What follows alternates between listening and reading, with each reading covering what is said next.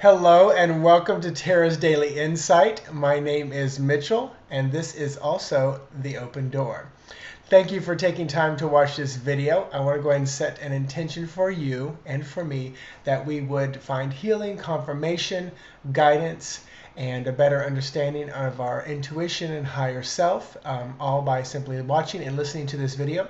I also set the intention that you would resonate, operate, and vibrate in the highest possible frequency of love that you can today, and that you would be in alignment and harmony with your higher self, your true, authentic self, and find your way back home to that person, that being, that energy.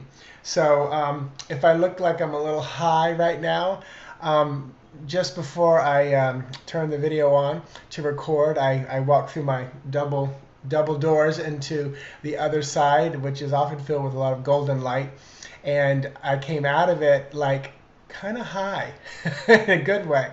So I can say I don't do drugs. Haven't had alcohol in over 21 years. I know what high is, but it's a spiritual caffeine high. Starbucks, I'm still coming after you.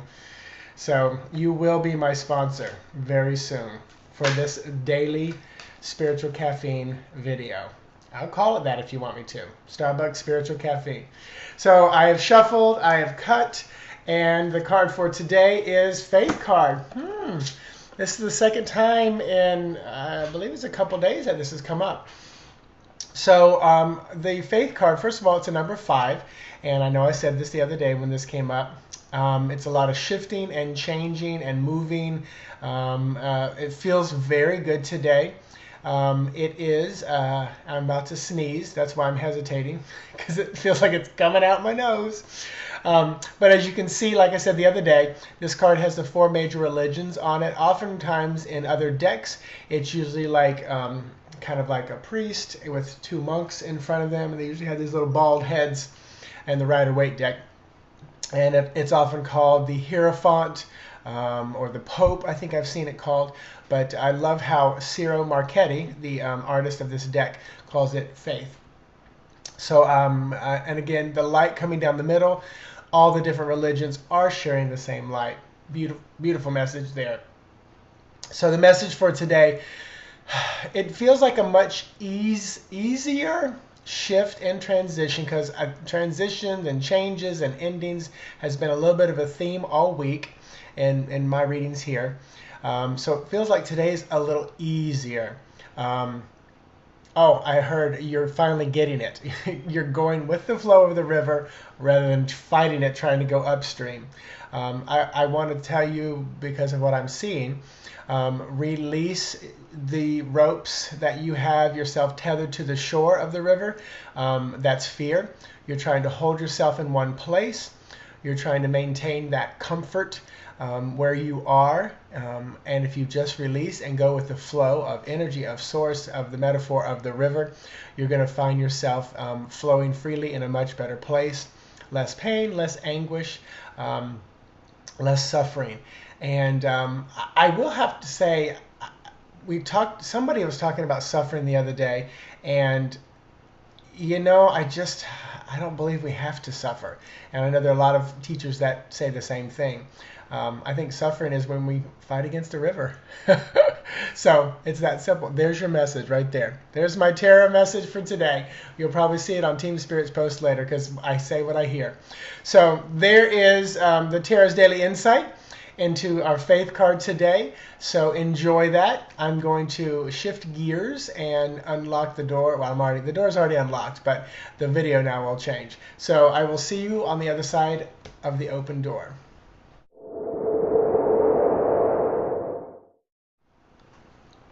Hello, and thank you for continuing to watch this video. My name is Mitchell, and this is the Open Door, part of my daily videos that I do for you. I want to talk about dreams. Somebody was asking about dreams the other day, and I've been a big dreamer in my head all my life. Not a dreamer like I'm dreaming about my career and my life. That I do dream a lot. But in my nighttime, travel time, there's a lot of dreams going on. Always has all my life. and someone was asking about deceased loved ones coming to them at night. I believe, in my belief system, and what I've read from many of my teachers, is that that is the easiest time and place for them to connect you, because you're kind of in a place without the fear and the conscious mind getting in the way of whether, oh, that butterfly is a message from my grandmother, or that feather that was not in my kitchen just a moment ago is now there. Where at night they can come to us and connect with us much easier. If you like it, great. If you don't, just set the intention that they're not going to come to you, or come to you in a more gentler way. For me, it's all about intention setting. When you lay your head down on the pillow, if you want to connect to someone who's passed over in dream time, just set the intention that you can talk to them, and make sure that you set the intention that you'll remember the dream, the communication, and that you'll be more lucid and conscious in your dreams. I will never forget years, because this was a big moment for me in dream time. Many, many moons ago, probably 30 years ago, or maybe even 35 years ago, there was a movie called Dreamscape, and I can't remember the actors in it, but what it was about was a man could lay down next to somebody else, and they were hooked up to electrodes, and he would go into the dream with you and conquer the nightmare and the fear, etc., etc. Well, it turned into like espionage and things like that, and the president of the United States was having bad dreams, and he became like a double agent. So he was going to go into the dream with the president, because they believed if you killed them in the dream, they would die right there. So they were trying to kill the president in his dream. Okay, the movie was good, but what I took from that was the dream time is yours. It's your conscious, it's your subconscious, it's your higher self. It is you. That you are in control of your dreams. And it was just a simple concept. I've always been kind of a bullet point person. Just give me the bullet point, I can fill in the details.